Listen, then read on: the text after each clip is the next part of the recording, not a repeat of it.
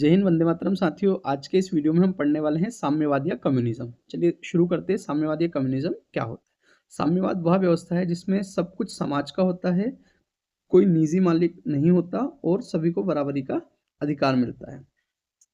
इसकी परिभाषा देख लेते हैं। साम्यवाद एक ऐसी सामाजिक, राजनीतिक और आर्थिक विचारधारा है जिसका अंतिम लक्ष्य एक वर्गहीन समाज की स्थापना करना है, यानी कि समाज में कोई वर्ग ना हो।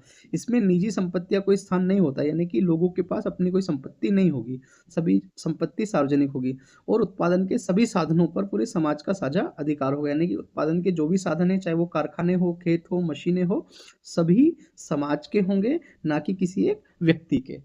अब यह व्यवस्था किसके विरोध स्वरूप आई है? तो यह व्यवस्था पूंजीवाद के विरोध में आई है, यानी कि इसका जो जन्म हुआ है वो पूंजीवाद के विरोध में हुआ है।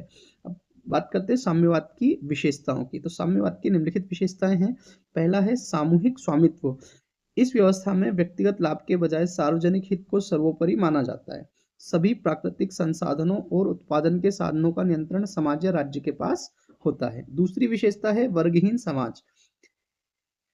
साम्यवाद का उद्देश्य अमीर और गरीब के बीच की खाई को खत्म करना, यानी कि समाज में अमीरी और गरीबी ना हो, इसे खत्म करना ही इसका मुख्य उद्देश्य है। वर्तमान में सर्वहारा और बुजुर्गा दो वर्ग है। इसमें सर्वहारा मजदूर वर्ग और बुजुर्गा ये अमीर वर्ग है।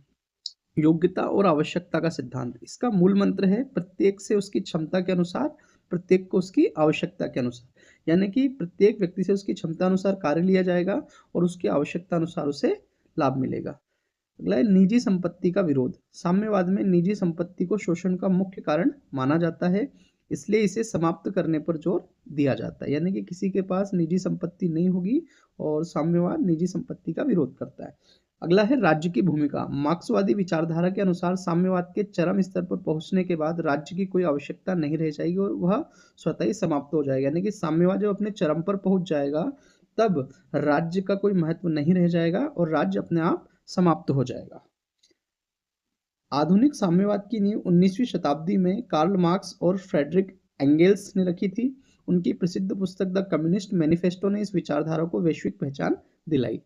इसी पुस्तक में उन्होंने एक महत्वपूर्ण नारा दिया, दुनिया के मजदूरों एक हो जाओ, तुम्हारे पास खोने के लिए अपनी बेड़ियों के अलावा कुछ भी नहीं है और जीतने के लिए पूरी दुनिया या पूरा संसार है। अब वर्तमान में साम्यवादी व्यवस्था कहाँ पे लागू है? तो वर्तमान में चीन, उत्तर कोरिया, क्यूबा, वियतनाम और लाओस जैसे देशों में साम्यवादी सरकारें कार्यरत है। धन्यवाद साथियों।